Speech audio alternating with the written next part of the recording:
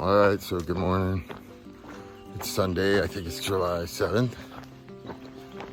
And I'm about 8 miles from Boiling Springs. I got a late start this morning just because my friend Mikey, my Marine Corps friend from Baltimore, is gonna meet me in Boiling Springs, so a little bit closer for him. Bring me my new shoes because these are all the treads off of them and they're falling apart. And bring me my new headlamp and my new little mini power banks that I've been using. So I'm gonna meet him around lunchtime.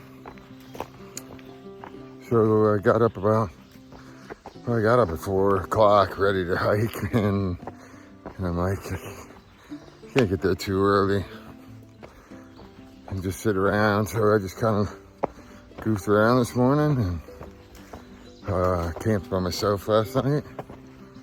So it was like Thrive and Caboose pulled up short.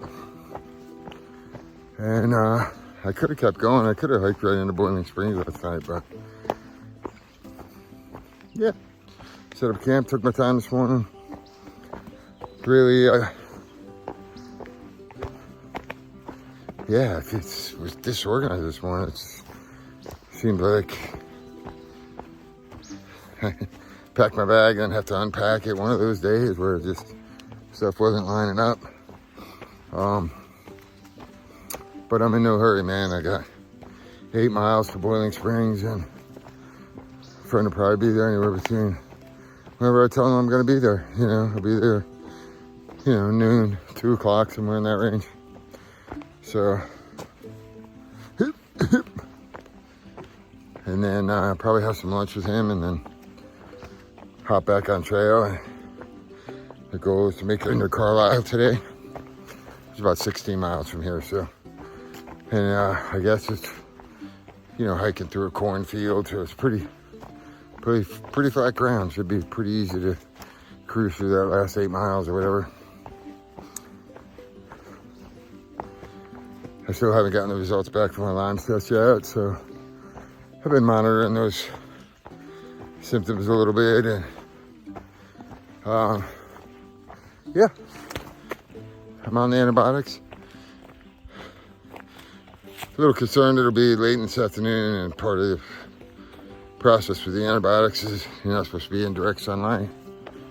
You're more susceptible to sunburns or something like that. I don't know, but I'm a Florida kid, so I don't really worry about the sun too much. But I think there is about a 10-mile stretch of open field, and it'll be in the heat of the day today, so I got that to look forward to.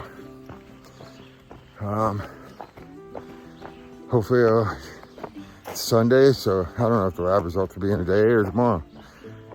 I said 3 or 4 days. It's been 5, I think, but there's nothing I can do about it anyway. I'm taking the antibiotics as directed and hiking on. So been really getting some legs lately. Feel like I can push some miles. I've been doing 17s and 18s. Stopped at 2 stores yesterday, got Vortex at both of them eating. And still did 18 miles, so it's been good hiking lately. So yeah, stay tuned. Let's see what we can get into today.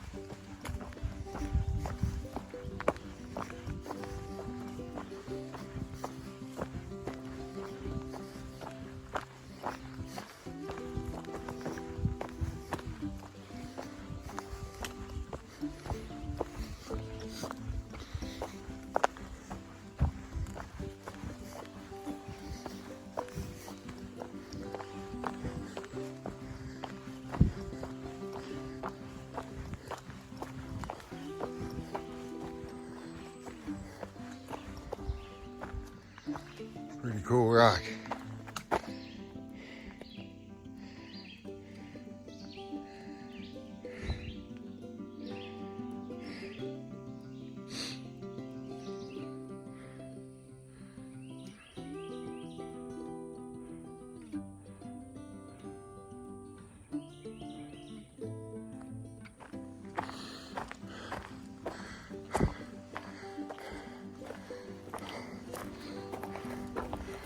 Somebody left their tarp up here.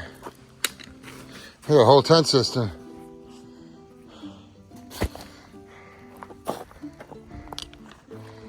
Oh, I always hate when that happens because I don't know what to do with it. Leave it. Or if it's the friends, and take it down to the shelter.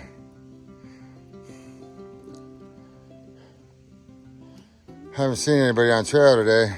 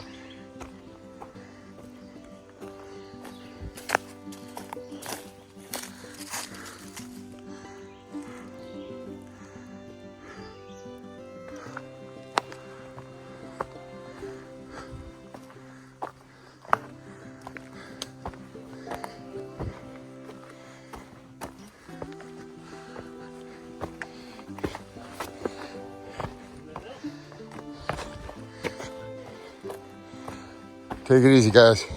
Thank you. Yeah, man. Glad I could help, dude.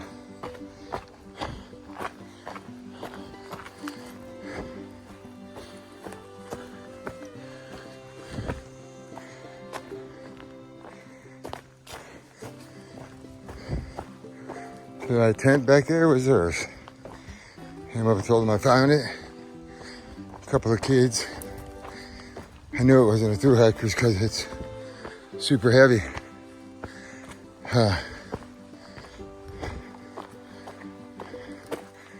But he didn't have it last night. So by the time he realized he left it was too dark to go looking for it.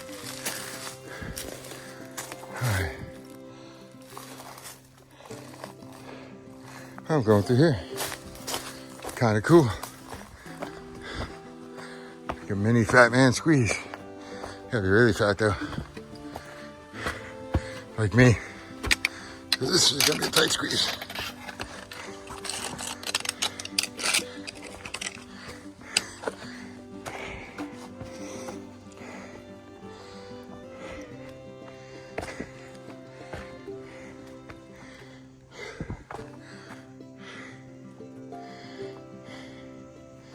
I actually enjoy traversing these big boulders like this much better than I do just walking in the woods or a field. It's a lot more interesting and technical, and that's kind of weird. It just made me go around instead of going through there.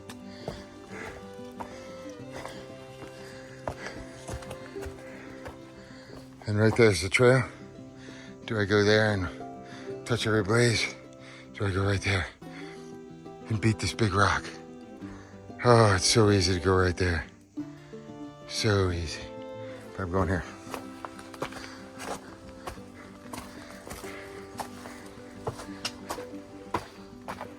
Because I think getting through there is impossible.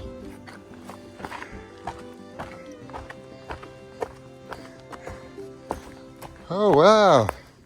Who would have known you could go around this? Huh. Whoever this trail boss is, is just making us a maze, man. Just making it a maze. It's just kind of cool. You gotta go, sometimes in life you gotta go backward to go forward. Sometimes you gotta take a left when you want to take a right. Story of my life.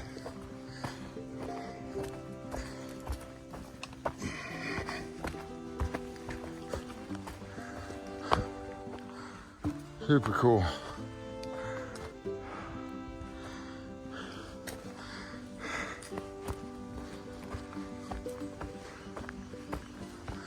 I don't know how these are turning out with that sun in my face. We'll find out in editing.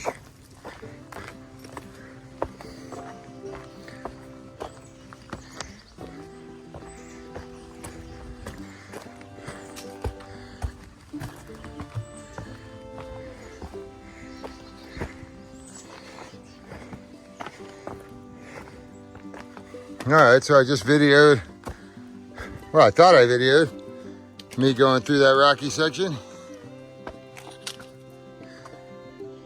but it got turned off. And I'm not going backwards.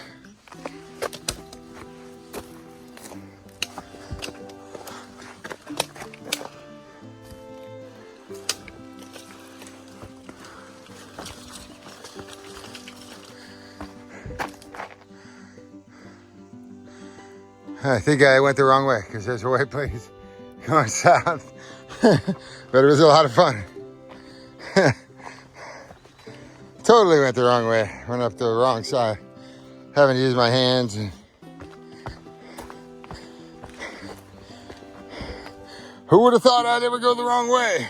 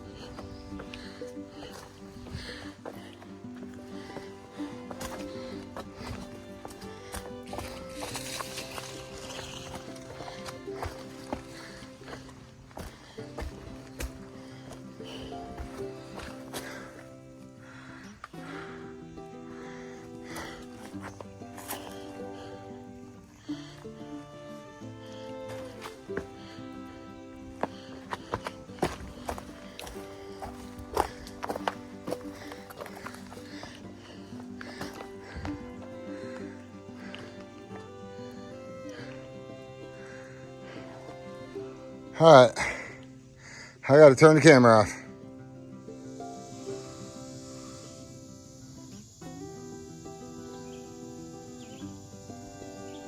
Wow, this is the center point knob. I'll show you when I get up.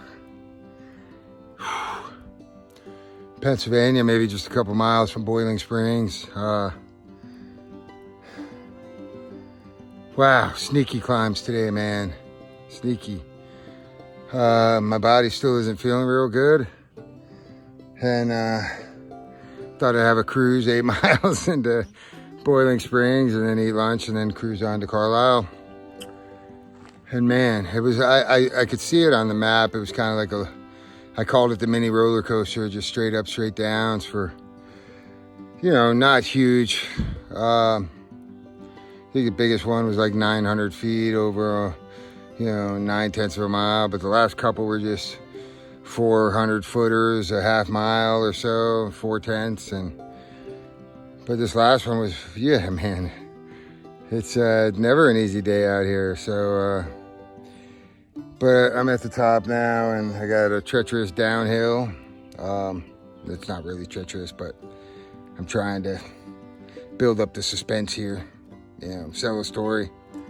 But I should be able to cruise right into Boiling Springs, and my buddy Mikey's gonna meet me there by 1 o'clock. So it's 11:25. I got plenty of time. Yeah, it's hot.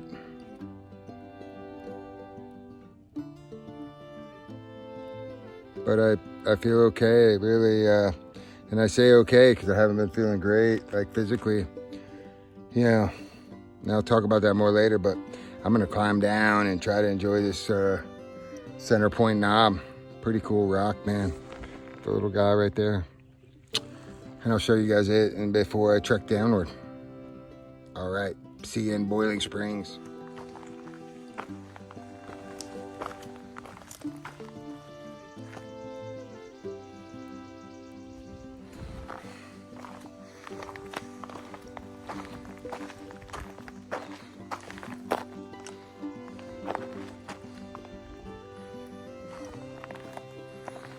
Pretty cool rock.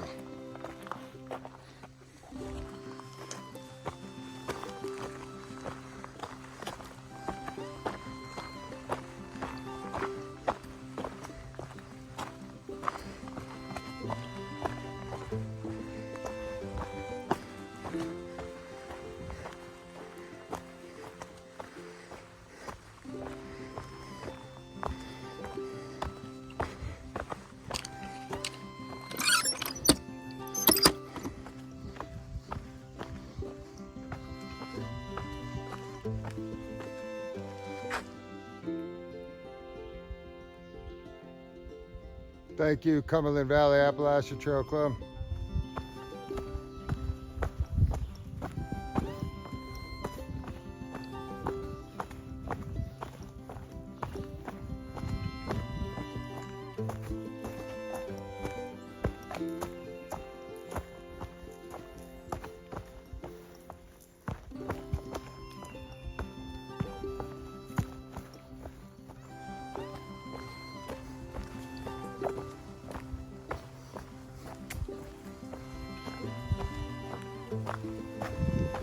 Hi guys. How you doing? Wonderful, thank you.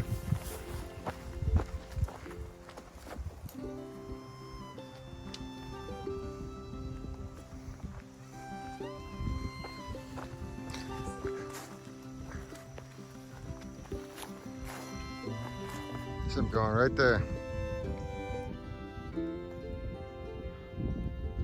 Couple hikers right there. Not sure who it is.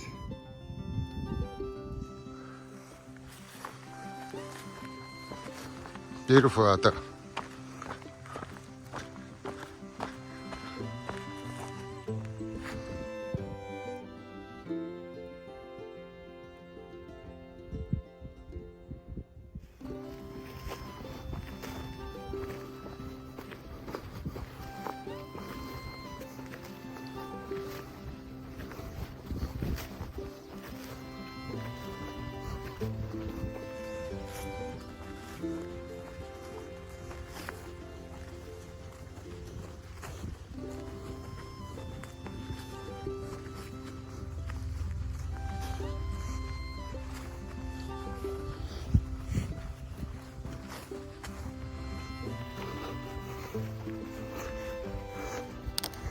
So it's pretty cool walking through a cornfield.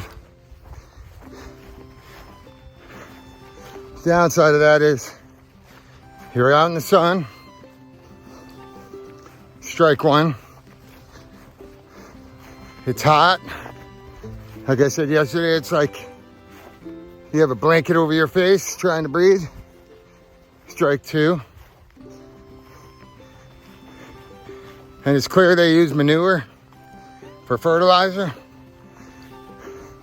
So it's like being under a blanket with a cow fart.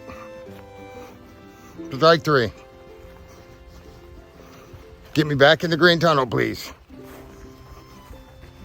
Quickly.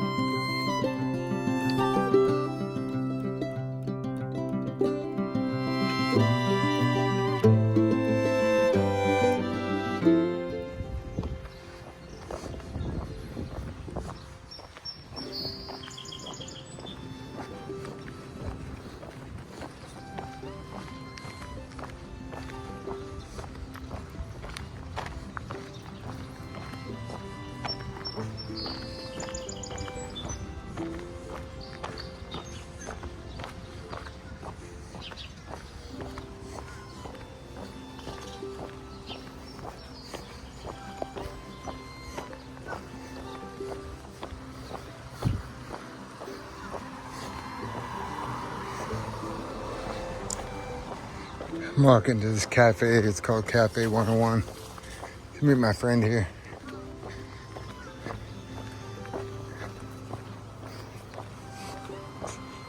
Beautiful little town. Ducks. This is Daniel Kaufman, 1818 to 1902.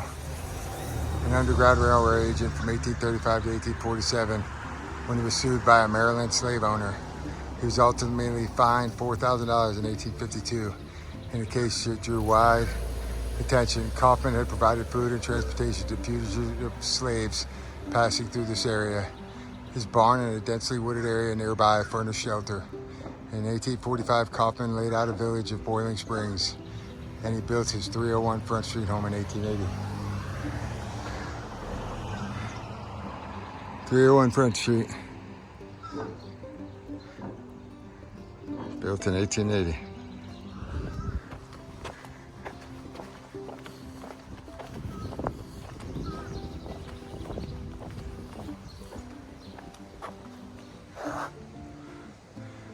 Cool guy, Daniel Kaufman.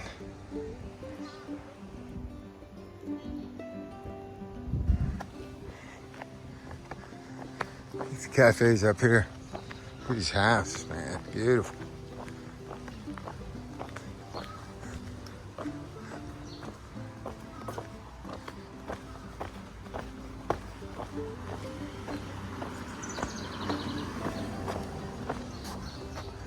Boiling Springs State Bank.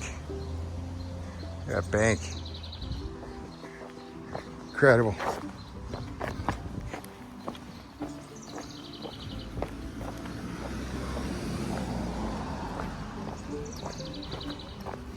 Ah, little swans. Little preschool and daycare.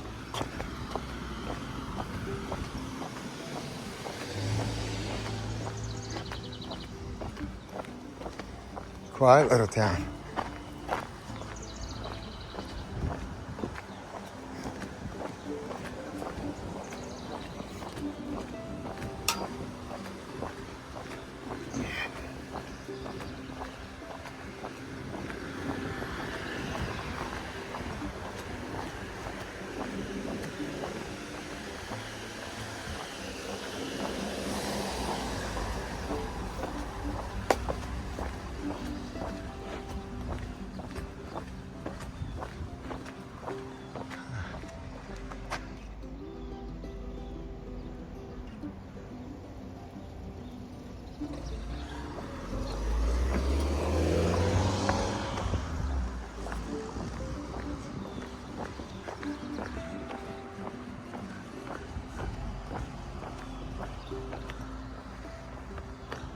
Look how crystal clear that water is.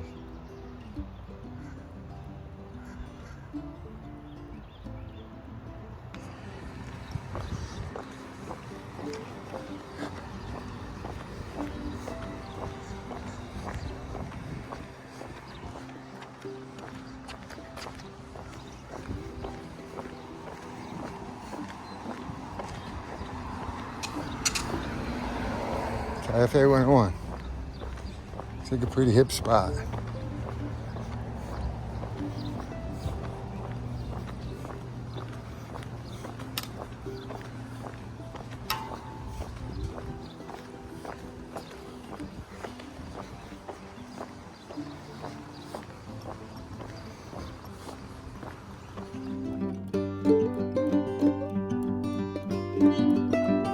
All right.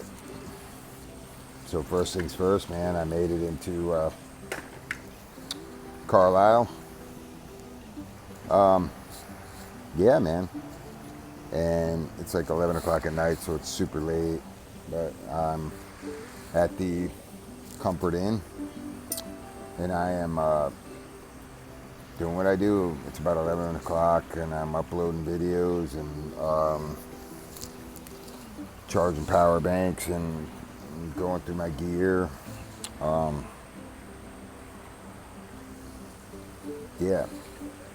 So my buddy Mikey come up from Baltimore, my Marine Corps buddy Mikey come up from Baltimore. And so first things first, like I lost 2 headlamps out here since I've been out here. So I kind of got this battery operated Black Diamond from a hiker box that I've been using. And it's not my preferred headlamp, so it's kind of been a pain in the butt. Carrying extra batteries for it, and it's not real user friendly for me. So I ordered another Nightcore. I think it's the NU25. I ordered from Super Light, and rechargeable I ordered off of Amazon delivered to his house, and so he brought me that. I'm exchanging that out, and more importantly, so when I first started coming out here, I researched all these power banks and weight, efficiency, just everything from anchors, from 10,000 milliamp to 20,000 milliamp to the Nightcore, and I found this little. It's called a Victomix, and it's 5.2 ounces, and it's got a little LED screen on it. If I can find a button, and it's really light. It's 10,000 milliamp, and it's really outperformed every single power bank I've had out here. So I've had an Anchor Power Slim, I think it's 525, 10,000 milliamp, or an Anchor 20,000 milliamp. Actually, 2 of them. Because when Papa Smurf took my power home, I had to buy another 20,000 milliamp that's like a brick. So I had 2 Anchor 20,000 milliamps out here, which take hours, and I mean hours, to recharge, and it's just not very efficient. And so I gave one of them to Nightcrawler to kind of help him out. Like, he doesn't mind carrying the weight. The thing's like a pound, man. It's huge.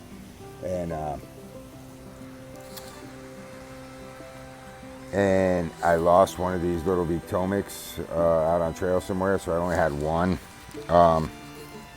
So he brought me two of them that I ordered. I actually ordered four of them. I ordered two for me and two for a friend out here, and because these have been the best for me, and they're super light, and a 10,000 milliamp power bank charges a whole heck of a lot quicker than a 20,000 milliamp power bank. So when you come into town, you can plug it in, and maybe it takes 2 hours to charge a 10,000 milliamp, where it takes like 6 or 8 sometimes to charge a 20,000. And I have high-speed cables, and I have high-speed charging blocks, 128 watt charging block, and I have two of them, so I could charge multiple devices at once. And you know, one's a 3-port, one's a 2-port, and I'm carrying that extra weight, so the power is more efficient for me. So now I have 3 of those 10,000 milliamps, and I still have one 20,000 anchor as a backup, just in case I need it. So I shouldn't have any more power-related issues, at least. And yeah, happy with that. And more importantly, brought me my new shoes. Let me show you the shoes. So first of all, here are my old Hokas, which aren't very old. And as you can see, this grip has started to peel off, and I had to cut it off. But even where it wasn't, it's the tread is pretty much gone. And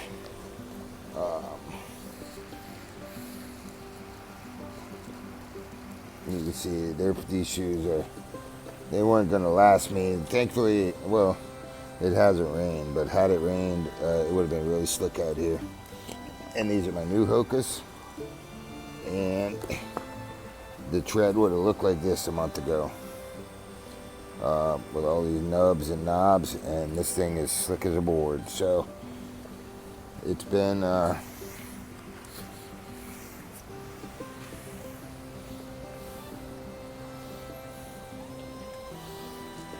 anybody who says walking the Appalachian Trail is easy, this is my 5th pair of shoes and 1,132 miles or 34 miles or whatever it is. So absolutely destroying shoes. And what's funny is, so my friend brought these to me at lunch, and I didn't want to put them on today because I'd been wearing these for the first, 10 miles or so, and my socks were stinky, and I didn't want to put stinky socks in these new shoes, which is ridiculous, because tomorrow they're going to be, guess what?